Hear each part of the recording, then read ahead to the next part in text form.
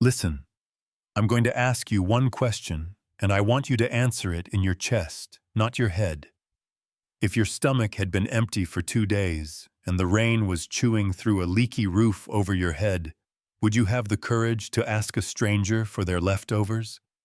And what if that one shaky question rewrote your whole life? Midnight in the city, thunder dragging across the sky like an angry train, lightning snapping fast pictures of everything broken. Two boys under a warped zinc shed behind shuttered shops curled on a torn nylon mat, knees to their ribs, whispering so the security guards won't hear. 10 years old, thin as broomsticks, eyes that should be chasing a soccer ball, not counting raindrops to stay awake. Daniel says, "You sleeping?" David says, "My belly's talking." They both laugh not because anything is funny, but because laughing keeps the dark from getting louder. Their mom Grace died when they were 5, their dad ghosted even earlier, and the world kept moving like it didn't notice 2 children had fallen off the back of the truck. If it were you, what would you have done? Morning sneaks in wearing the smells of frying oil and wet dust, the city rubbing sleep from its eyes. The boys splash rainwater on their faces, comb hair with their fingers, straighten shirts that stopped being new a long time ago. No plan, just a direction. The fancy place with glass doors and flowers, the one with cars so shiny you can see the version of yourself you wish was real. Rose gold. That's what the sign says. They walk for hours past schools where kids complain about fractions, past moms buying snacks to leave crumbs in clean back seats, past a life that acts like it's allergic to them. By the window sits a woman in a soft pink dress, gold earrings that wink when she turns skin like a story you want to hear again, a plate with jollof rice, plantain, grilled fish, a salad that looks expensive just to look at. Wait, not yet. Let her finish. That's what Daniel says because asking is harder than hunger sometimes. Fork down last piece of plantain napkin at the edge of the plate, and they step forward 2 shadows on the edge of a world that doesn't see them. Daniel tries to say it, and his voice catches on the sharp part. "Excuse me, Ma, please. Can we have your leftovers?"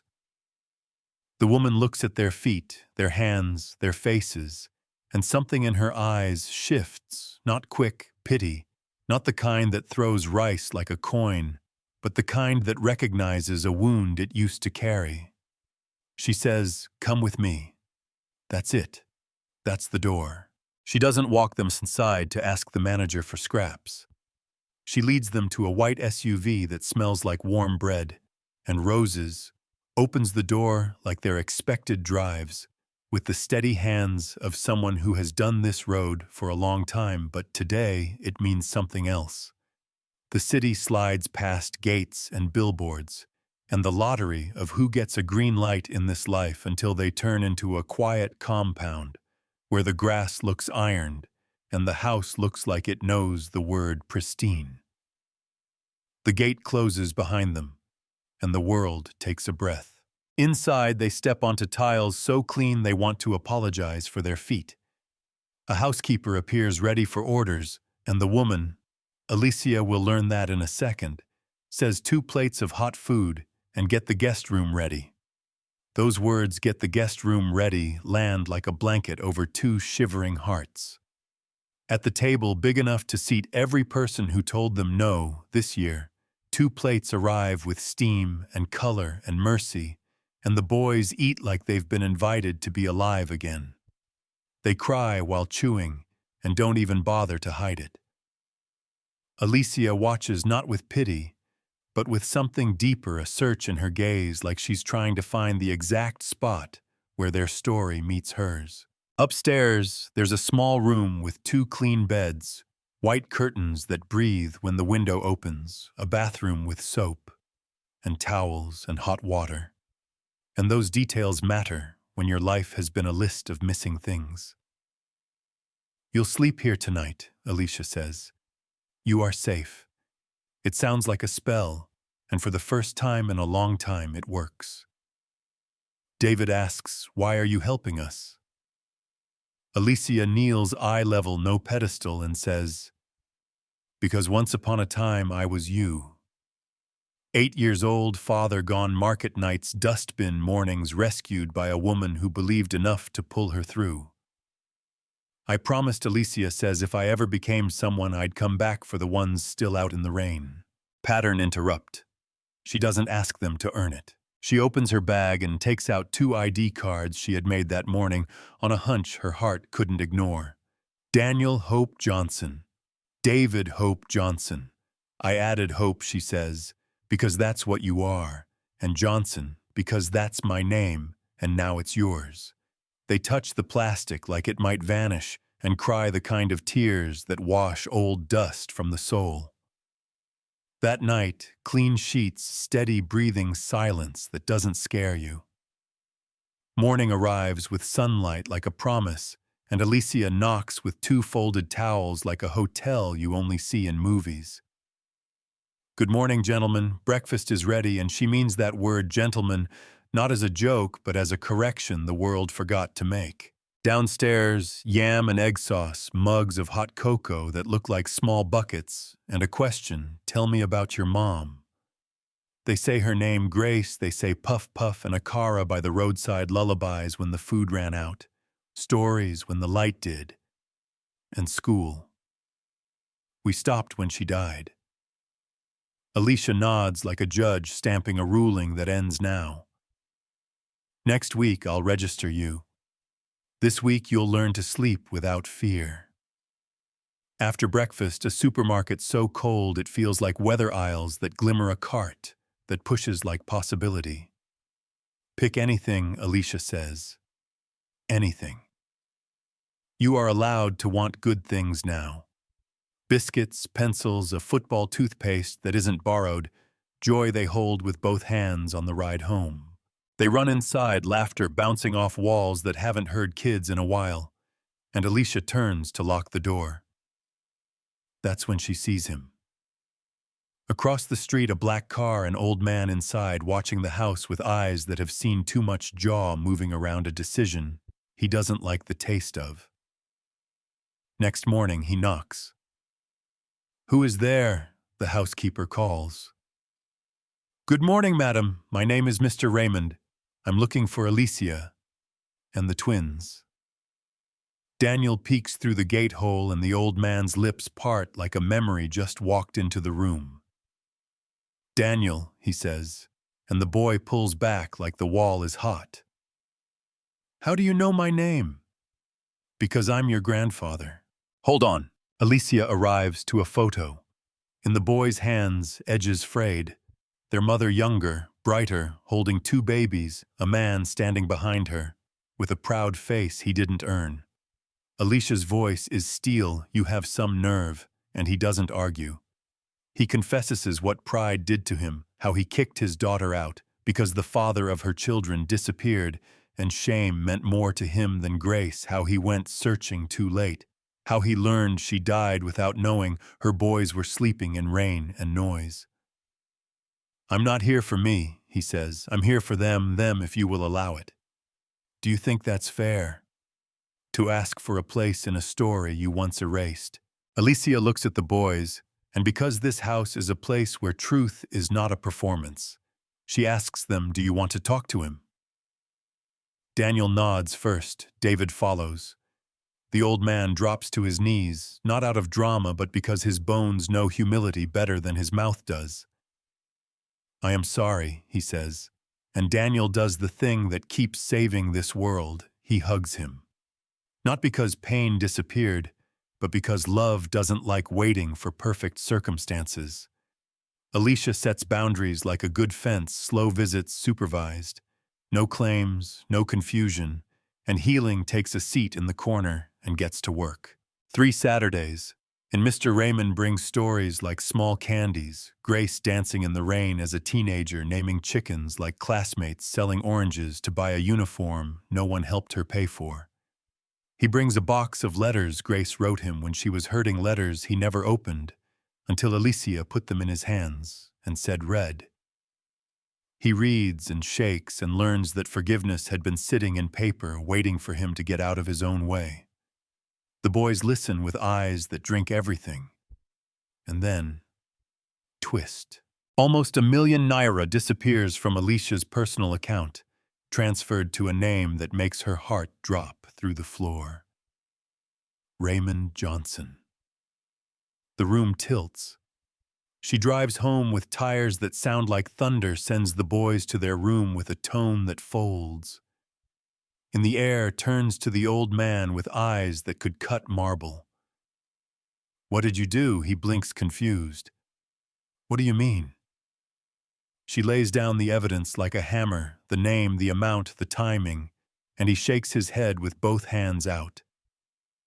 "I swear, Alicia doesn't want lies in her house. Until I find the truth, you are not welcome here."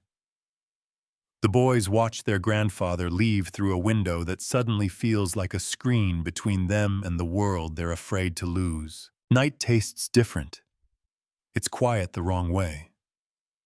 Daniel stares at the ceiling, hands behind his head like a grown man with a mortgage of feelings, asks, "Do you think he did it?" David wants to say no, but Alicia wouldn't lie. So what do you do when your heart believes two people who don't believe each other? Downstairs, Alicia stands in the dark, replaying a face that didn't look like a thief, her anger busy writing its own facts. Her phone buzzes. "Lawyer friend. Late night, I checked again. Something's off. Receiving account opened 3 days ago. ID is fake. CCTV shows a young man in a courier jacket slipping in the back stairwell. Cloned access card 15 minutes in and out." Alicia zooms on the video, not Raymond, not even close. Oh my God. And those 3 words turn the house back toward the light. She goes upstairs, sits on the boy's bed, says the hardest sentence to say when you hold power. "I was wrong. So he didn't steal." "No, where is he?" "I don't know." Then Daniel stands with that small, quiet courage again. "We have to find him." This is your mini call to action inside the story. Stick around, because what happened next will blow your mind. They search the bus park, ask drivers, ask security guards at shelters, knock on church doors, ask over pots of stew big enough to float a child, no luck for 3 days. Then a little girl at a canteen tugs Alicia's sleeve. "You be the madam way they find old man way limp. He dey stay inside empty house behind the yellow church." They run. The door groans. Inside cracked walls, tired air. Mr. Raymond lies on the floor, with a thin wrapper like a poor excuse for a bed, face pale, breath like a paper struggling to stay flat. "Grandpa," they shout, and his eyes open with work. "Daniel, David, you came." Alicia kneels. "I'm so sorry I judged without proof," and he smiles with a kindness that learned patience the hard way. "You were protecting them." "No," she says, "I hurt them by hurting you. Come home." They carry him back, and the house remembers how to be warm. Doctor chest infection. Stress, the kind of tired your soul gets from sleeping outdoors. Alicia brings a wooden box from her mother's storage, baby clothes, a worn Bible with Grace's name in the inside cover, a folded letter. Mr. Raymond reads with fingers that tremble, and the room learns a new kind of quiet. "If you're reading this, Papa, I forgive you. Please love my boys if you find them. If someone kind takes them in, be kind back." He cries the way men cry when they finally put the armor down. "She didn't hate me." "No, Alicia says she forgave you a long time ago." He exhales a gift. "There's land in my village still in Grace's name. Now it's theirs. Build something." He sleeps easy. In the morning he doesn't wake. No struggle, just peace. The funeral is simple, honest dirt under fingernails, a son that minds its business. Alicia says he wasn't perfect, but he found his way back to love. And Daniel stands with a photo of Grace and Mr. Raymond, and says pain doesn't last, love does. And David adds, I forgive him, because grace did, and that's how the ground received him, with a second chance finally spent. The land waits green and wide at the edge of the village mango trees, like old aunties nodding yes. Alicia stands with the boys, points, this is where it begins. That night, they sketch at the dining table before any architect weighs in. What would your perfect home have? A kitchen that never says no, a library with books, and room to draw beds that don't remember fear, a field for football, and an outside where laughter doesn't echo back empty. Construction wakes the earth, sand and gravel and iron rods that stand like spines, blocks laid one by one, donations trickle then pour. When the story hits the local news, and somebody says out loud what people feel in their bones, one yes can ripple across a village. 8 months later, ribbon across a white and gold building. 6 big rooms with bunks, a clinic room, a kitchen that smells like fresh bread when they test the oven, a playground where kids learn how to fall without breaking. Chief Musa the elder with deep eyes says, this isn't just a building, it's a message, and you can feel everyone stand a little straighter. That evening, the first kids arrive. 3 boys from the streets, 2 girls rescued from a collapsed orphanage, a baby found where babies should never be left. Alicia doesn't interrogate their pain. She feeds them, bathes them, hugs them, gives them space to breathe. Daniel and David become excellent big brothers without instruction, teaching how to fold, how to line up, how to sleep, when nightmares show up uninvited. Then the gate creaks and another old chapter walks in. A tall man with a tired beard and a plastic bag. I heard there are twin boys here, he says, and Alicia's body stiffens like a string pulled too tight. Who are you to them? He swallows, I think I'm their father. The air goes thin. He wasn't Grace's husband. He was the man who ran. He doesn't pretend otherwise. I was scared, broke, stupid. I left, he says, and I live with it every day. I don't want anything. I just want to tell them they mattered, even when I didn't. Alicia offers the twins the choice, you don't have to see him. Daniel says I need to see his face. David nods. The man cries without asking permission, I left your mother, I left you. And Daniel asks why now. Because I finally learned that leaving isn't cheaper than staying, he says, and because I heard about 2 twins begging in the city, and I knew it had to be you. Do you let him in or lock the gate to protect what you've built? Do you think that's fair? They don't hand him a title. He visits on weekends, sweeps floors, carries groceries, paints a dorm wall, one slow line at a time, answers hard questions without flinching or polishing. Presence, not performance. Little by little, the boys lean on him, not because blood is magic, but because consistency is. One night under the mango tree, Daniel says, maybe God didn't let us find you before, because he wanted us to find Alicia first. And David says, yeah, otherwise we might have never learned what love really feels like. And their father cries into both hands and nods. A year after the leftovers question, they hang lights across the yard and throw a celebration not on any calendar. Music, jollove, fried rice, chicken, kids laughing like rent is paid on joy. At the gate, a marble stone unveiled with words that tell you the route they took, from leftovers to legacy. Daniel takes a mic and says, we were hungry and scared and alone. David follows. We asked for scraps and got a future. People clap and wipe their faces because some truths hit the spine first and the mind later. Alicia rests a hand on their shoulders and whispers, I don't know why God picked that day, but I'm grateful. He did, you boys changed my life as much as I changed yours. Now here's the part where I refuse to pretend life is tidy. Pattern interrupt. It's not. Grace home is full on some days, eggs run low, a pipe breaks, a child flinches at a noise you can't hear. People mess up even good ones. Systems fail.